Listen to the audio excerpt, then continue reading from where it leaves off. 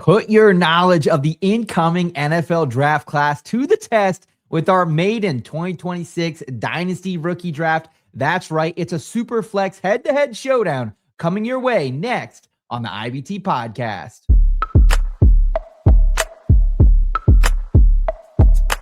I've been going dummy, out of bounds, putting on a clinic. Stick around, carrots in my hardware. KC, caught him in the crosshair. Look at me, been the guy calling Mr. MVP. Keep your ass on the bench by my empty seat. Earn my stripes like I fixed this league. Your dog's on the turf, my dog's in the street. You can find me somewhere in between. Never a dull moment like a movie scene. About to do the ops like I did this beat. Let them keep talking RG3. Coming to you live. This is the In Between Fantasy Football Podcast.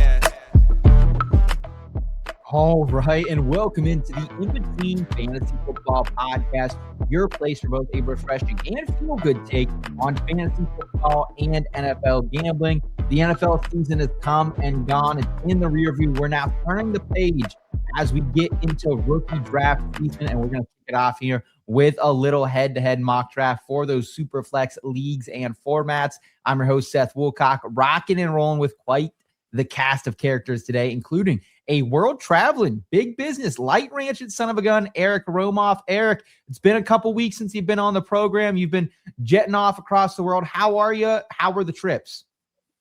Man, trips were awesome. Taking my my big business worldwide. Call me Pitbull. And now we're back a week or so removed from the Super Bowl, which means that we are in the heart of Dynasty startup season and rookie season. This is maybe apart from the first week or week into the kickoff of the regular season, this is probably my favorite time on the NFL calendar. This is where things get really fun. Oh, I couldn't agree with you more, man. And it's great because I've been watching these prospects from a collegiate standpoint for years, and now we get to really put them in places and go head to head here and see who has the best knowledge. Who, obviously all of our positions and needs are going to be different from each other, but we want to hear from you, the IBT family, who's winning, who's losing. And hopefully it's not this guy, because I think he's a bit of a sore loser. I know he likes to compete with the best of them, whether it's rec leagues or fantasy leagues, or whether it's just who can get to the front door faster. He's always calling blitz on the shotgun. He is our entertainment and NFL betting expert here at IBT. He's Boston's boy, Steve Lawson. Steven, how are you? And are you ready to get a little knockout punches going with this draft? Oh, absolutely. And I am a competitive dude. I have always been the guy that's like, I don't care if we're playing checkers or football. If you come with me, it's it's just a game. I just never want to play with you again. I don't vibe with that. No, I appreciate that, man. Pretty much everything I also do in my life can be turned into a competition. The only thing I try, hey, let's not have this be a competition is how fast I'm eating, because sometimes I feel like I'm a fast eater. So I'm slow it down. It ain't a race. Ain't a race to eat your meal the fastest. But besides that, I'm there with you guys. Great to see you on the program today. And a reminder that we're no longer going to be live Tuesdays, 9:35 p.m. Eastern time, but we are going to still try to have at least one episode per week, sometimes more than one as well. And it'll also be over on the brand new IBT podcast YouTube channel as well. That's right. All NFL, all the time. You can subscribe to that, youtube.com/@IBT podcast. Again, we just wanted to break up the channels here a little bit. And if you're only into the football content, which you shouldn't be, because we got great racing, golf, entertainment content for you as well. But if you are, we want to make sure that you're plugged in with that as well. And, you can always catch us 365, 24/7, all the time over in the IBT football family. That is our premium community where you can get access to chatting with our analysts and all of our viewers. You can get entry into our memorabilia giveaways for absolutely no cost. So if you have any Dynasty rookie draft questions, any Dynasty questions, redraft questions, keeper, NFL betting, college football betting, we can help you over there for absolutely free. And if you do want to upgrade, you can do so to get full access to our college football and NFL betting cards, our touchdown call contest. You can do that for $3.99 per month or $36 for the year. And that's also going to give you full access to everything happening in the IBT racing family, including the picks, predictions, the modeling, the head-to-head contest over there, as well as the IBT Entertainment family, Survivor 50 League starting up here in just a couple of weeks as well. So we want to make sure you're a part of that. We also have Steve's new box office forecasted Rotten Tomato projections and betting model over there. Giveaways happening all the time there, and their full betting cards. And of course, IBT Golf family, Jake Perry, Ian, and Mike doing a great job over there on the 19th hole. We're giving away free different golf type of stuff. I wouldn't say golf paraphernalia, but I don't think that's quite that. Memorabilia might be a good word, but paraphernalia kind of just rolls as well. And then full access to their betting cards and entry into the one and done competition. Eric, paraphernalia, I know you're a wordsmith. Is that suitable with memorabilia, or does that kind of give like a negative connotation? I think like traditionally it has a negative connotation, which is kind of why I like it as a choice here, right? Like paraphernalia is usually in the context of like drug paraphernalia, right? It sort of invokes a more of like an illicit standing, but the fact that we're using it in combination with the sport of golf, which is, pretty buttoned up, pretty conservative, pretty traditional. I kind of dig the pairing, honestly. Except Steve, when you and I are out on the course, there might be some paraphernalia out on the course when you and I are on occasion, yeah. Yeah, looking for that. Also, we got the events posted as well. We'll talk more about them in future episodes, but 2026 Draft Night Out tickets, 2026 IBT Classic tickets, already filling up some teams for that. So that's going to be an absolute banger of a time out there in Canton, Ohio, late July. We'll have more info for you on that in future episodes, or just check out in-betweenme.com/shop. You can see all the events we got going, rock and rolling. Steve, this is our year, man. This is our year. We had some of the craziest shots I've ever hit in my life. We'll see if we can do it again here out in Canton, buddy. Looking forward to that one. Yeah, I'm gonna try to bring the boomstick again this year. Hopefully, I can. Hopefully, someone can help me out after I put us 280 out off the tee box, but we'll see. Yes, sir. Yes, sir. We will see. Eric should be in the mix of that one as well. Let's go ahead, though, guys. Let's fire it up. Little Rave rookie reviews and get ready for this mock draft.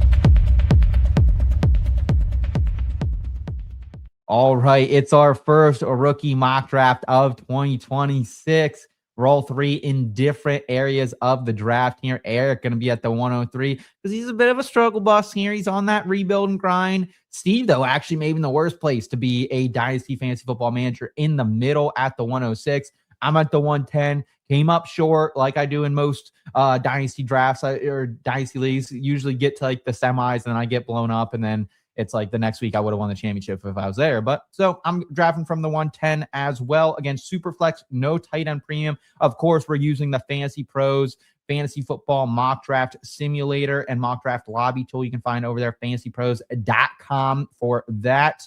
And we're going to go ahead and fire this draft up. And Eric, this is one that I feel like we have really seen these drafts take hold. And it's pretty consensus, 101, 102, going to be likely Love and Mendoza in that order. Is that kind of what you're expecting, that those two will be off the board when you're up here at the 103? Yeah, quite specifically. And it's why I chose the 103 in this fictitious mock draft setting. Although if this was a real mock draft, I would clearly have the 103 because I traded some assets and tiered up to get up to that point. I would never earn a position this early in the draft, but I chose that position in this mock draft because I am finding so many circumstances where 1 and 2 are, almost kind of predetermined and written in stone. And I feel like the draft kind of begins here at the 103. To your point, typically it is Jeremiah Love and Fernando Mendoza going off 101 and 102 respectively. In this case, the mock draft gods have blessed me with the opportunity to draft Fernando Mendoza at the 103. So I will happily be their Huckleberry. Fernando Mendoza is a player that, really emerged on the kind of national landscape over the course of the season. Obviously, he led the Hoosiers to a national title seemingly out of nowhere this year. But moreover, the kind of Cinderella nature of the storyline for this team it kind of overshadows some of the incredible development we've seen in Mendoza's game over the course of this season, right? He now enters the 2026 NFL draft as the clear 101 option. I think he would probably be the 101 in last year's draft as well. He'd probably be coming off the board around that like Bo Nix range in the draft class prior, right? So very strong prospect, great size, just absolute nails in the pocket, can take pressure and take contact, can avoid contact, can step up. His ability to diagnose the defense and find the right read and get the ball out lightning fast is exactly what you're looking for in an NFL caliber quarterback.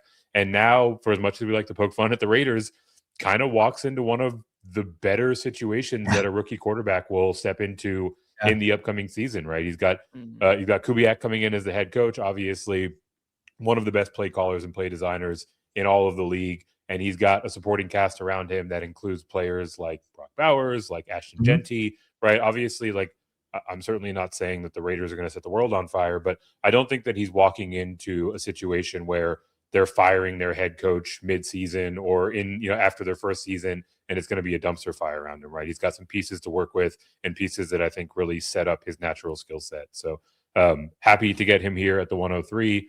I will say again, until I'm blue in the face, I will always defer to the format. I put an extra premium on quarterbacks in Superflex. So thrilled that the mock draft gave him to me at the 103. Yeah. And honestly, like, while Mekhi Lemon was a little bit of a startling pick there, I will admit, hey, maybe you got a USC fan in this draft, right? And I have seen Carnell Tate or Jordan Tyson go with that 102. So the 103 has often been, I've seen Fernando Mendoza sitting there. I have the 103 in an upcoming rookie draft, and I'm hoping to land Mendoza. The second team is very, very wide receiver needy. So sometimes you're drafting based off need. Sometimes you're drafting, best player available as well, BPO. So Steve, you're on the board after Jeremiah Love goes 1.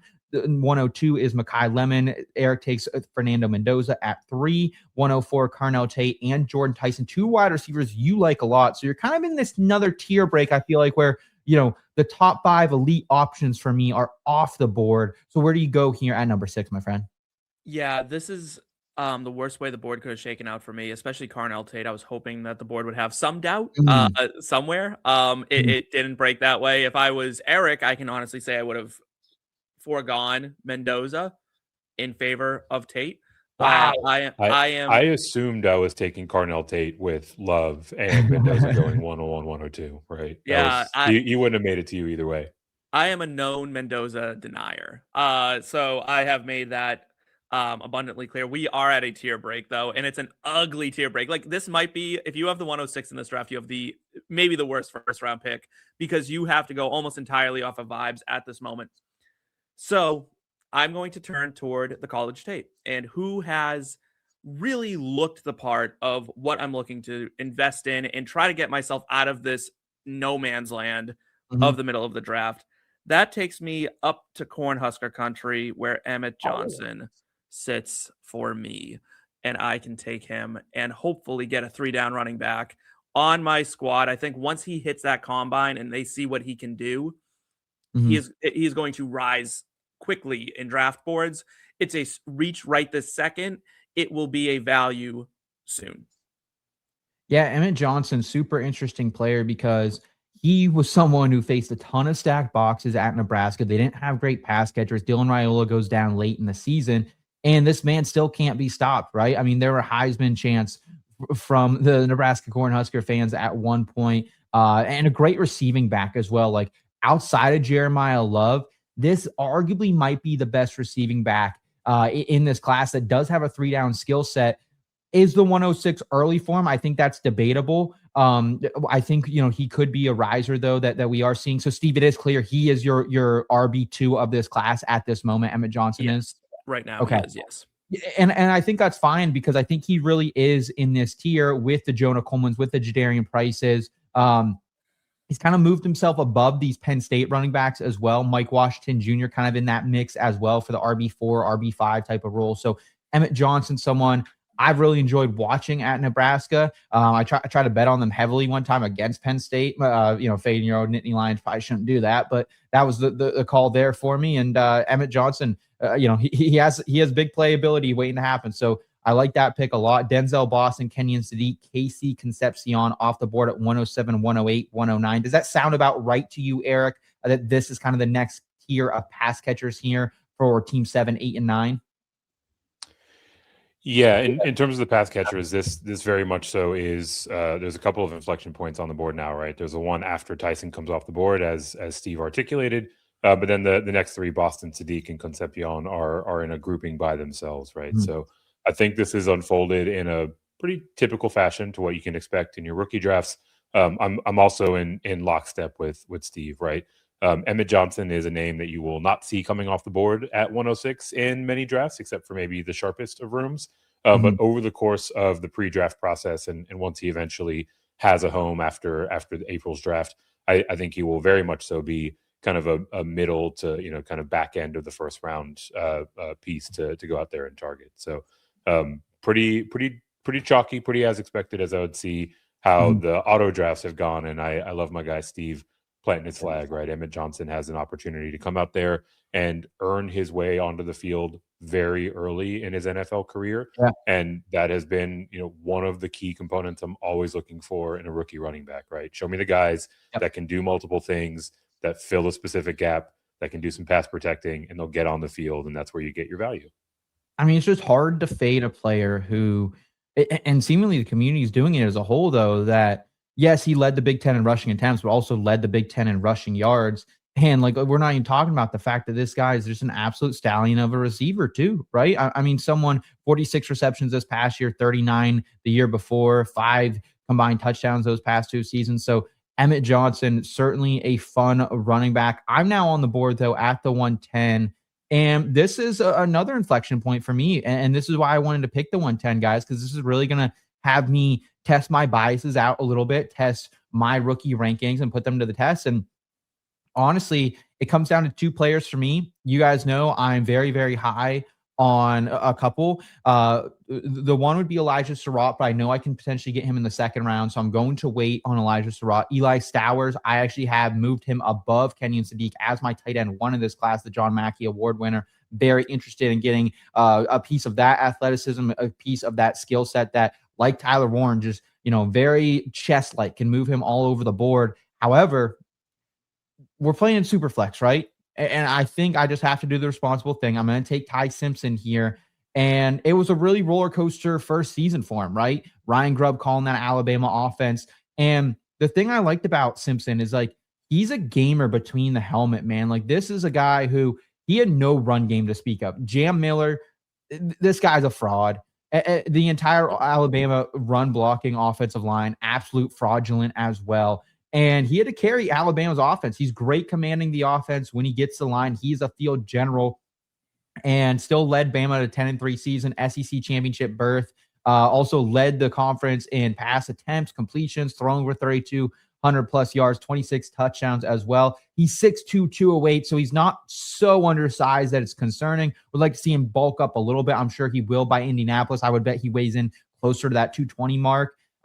So I just like what he could do pre-snap. Are there questions about, hey, what happened to Ryan Williams this year? Is the deep ball not going to be there for Ty Simpson? The one thing that could be there for Ty Simpson is a good landing spot, right? He's someone I think we're all projecting to fall later down into the first round, where someone like the Rams could take a shot on him, or someone like the Steelers, a good organization that we could find him landing in is what I want. So I'm going to grab Ty Simpson, even if he isn't the starter right away. I think he's, someone in this class who's the last known commodity at quarterback. If I was really set at quarterback and I wanted to take a shot in that 2027 class, it's going to have the likes of Arch Manning and Lenore Sellers, Sam Levitt. You're going to have Jade Maeva coming out of USC. You're going to have Dante Moore. John Mateer could have potentially been in this class as well. But without those 2 guys, it's Ty Simpson time. here for me coming off the board at the 110. At the 111, Jonah Coleman, Eli Stowers, my boy at the 112, Jadarian Price, who's been a huge riser in rookie rankings coming off the board at 201, Omar Cooper Jr. coming out there from the IU fan base at the 202. He's someone who will certainly, I also think, will be rising up rookie draft boards after he shows what he can do at the NFL Combine. Eric Romoff, you are on the board. No Omar Cooper Jr., but you do have a potential other Indiana wide receiver if you'd like to get that stack potentially with former teammates, or are you going a different direction here at the 203? That is precisely the direction that I'm going. I got to be honest, hand up, right? Accountability and honesty plays on these podcast airways. I was a little bit puckered when you said Elijah Sarratt's name when you were making your decision there at the back end of the first, because I thought, knowing your Big Ten allegiances, that you might have gone ahead and pulled the trigger. But I was foolish to not realize that you could string together a narrative where Ty Simpson equates to a little bit of Steelers porn for you. So you've got the future quarterback of the Steelers, and I congratulate you for that. Elijah Sarratt is certainly the choice that I'm happy to make here. Yeah. Look, he's not going to blow anybody away in terms of his vertical speed, but he's certainly fast enough, especially when you put in the context of his size and his frame, 6'2", 209. Absolutely putting teach tape out there throughout the course of this season and throughout the course of Indiana's prolific run, right? What I like about him is he's able to go down there and use that frame to high point the ball and to win contested catches. Not exactly like a traditional man beater, but in the way that man coverage is played in today's NFL. If you have the body control, if you have the ability to win contested catches, if you're able to maintain your speed, downfield on these vertical routes, you can do very well for yourself against man, right? Happy to get him here at the 102 in the second round after I thought that you were going to pluck him at the end of the first. A guy that I think a lot of teams will covet, right? He's someone that can go in there and move the sticks and get first downs. He can make clutch catches for teams that are looking to contend. So I mean, you think about some of the more high-powered offenses up and down the NFL that could use a skill set as his, and all of a sudden, it's easy to get real excited about the potential places that he could land in April's draft. So happy to stack the former teammates. Mm-hmm.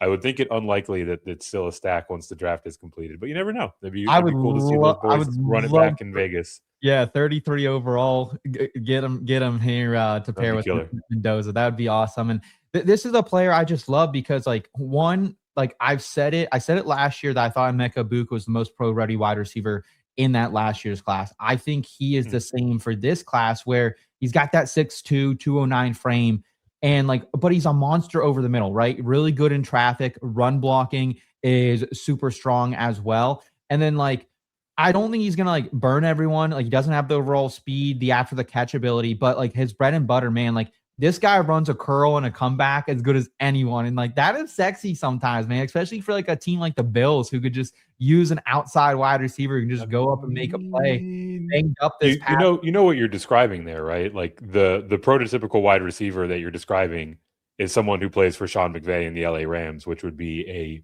juicy landing spot for a player of his skill set.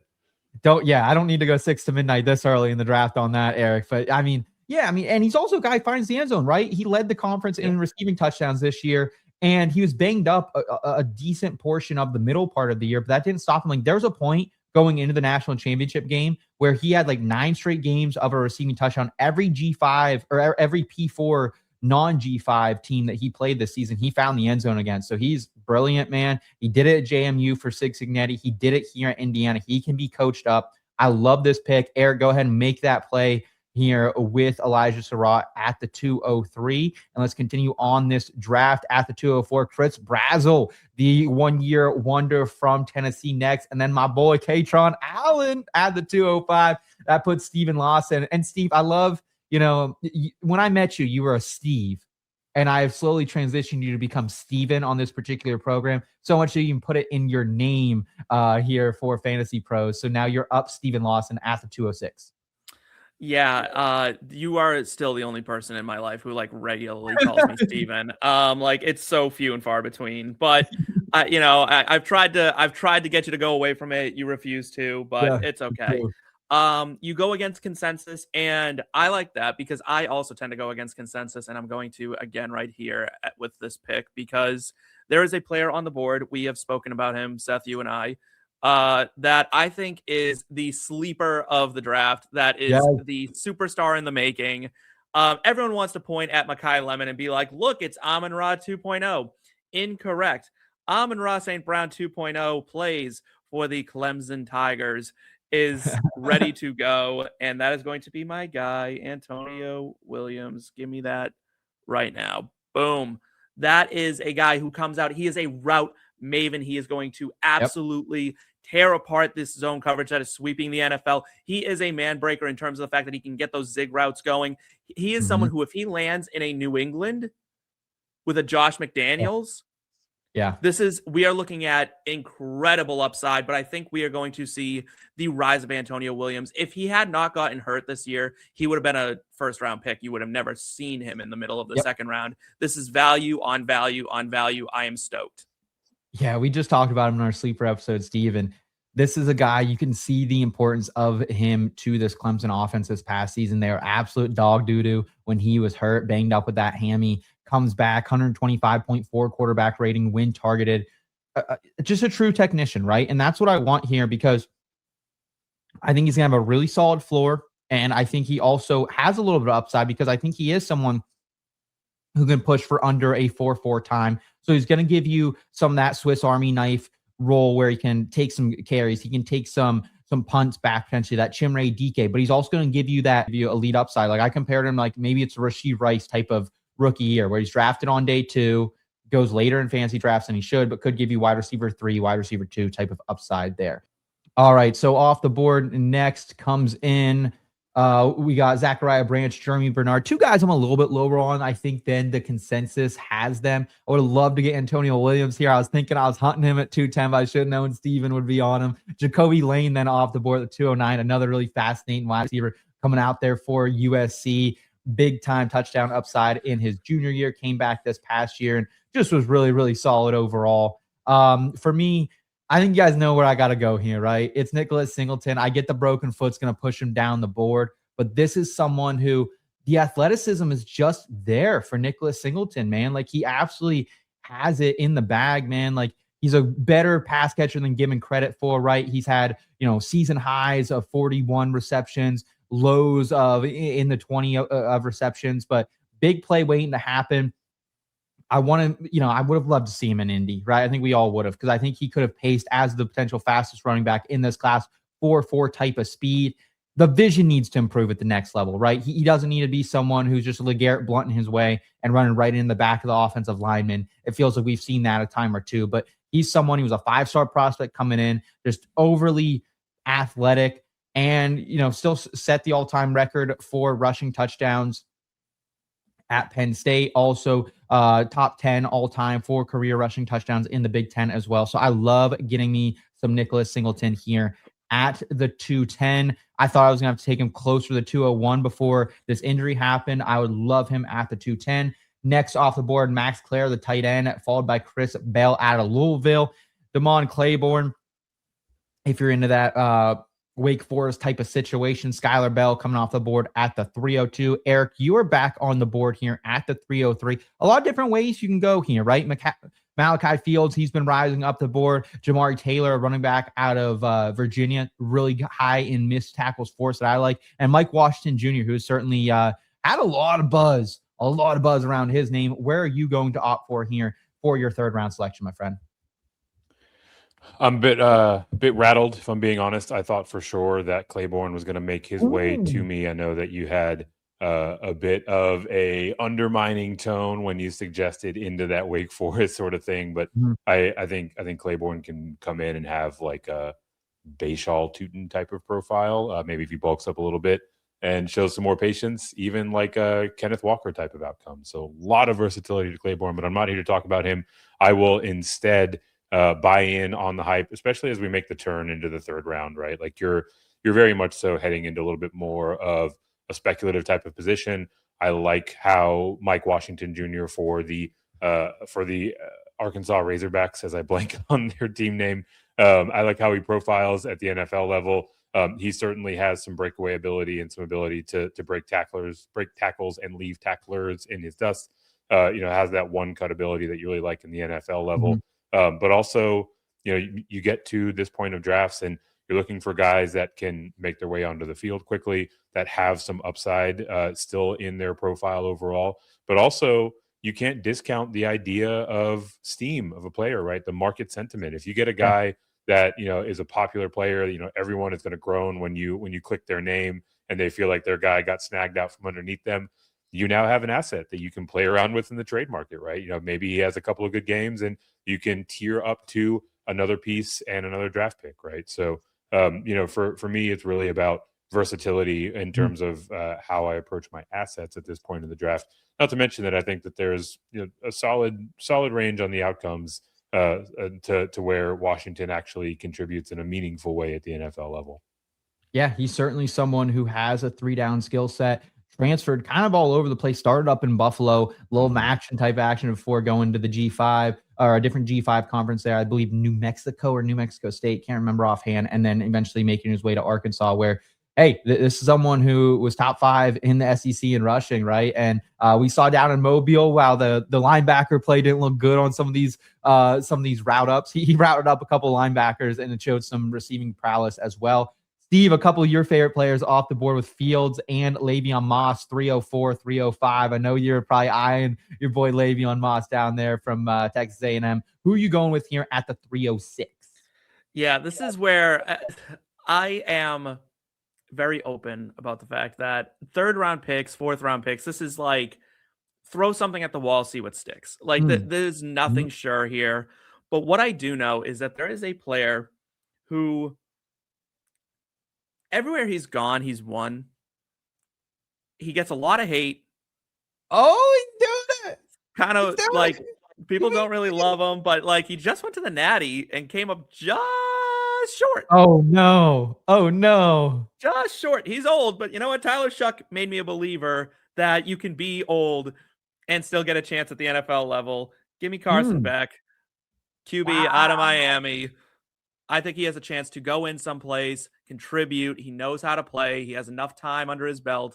This could be someone that gets on the field quickly in the right situation. Or I'm willing to wait on him. It's a 3rd-round pick. I can be patient. I don't need him on the field right this second. I'm going to be honest. I think Carson Beck stinks. I really do. I think he was. Maybe he does.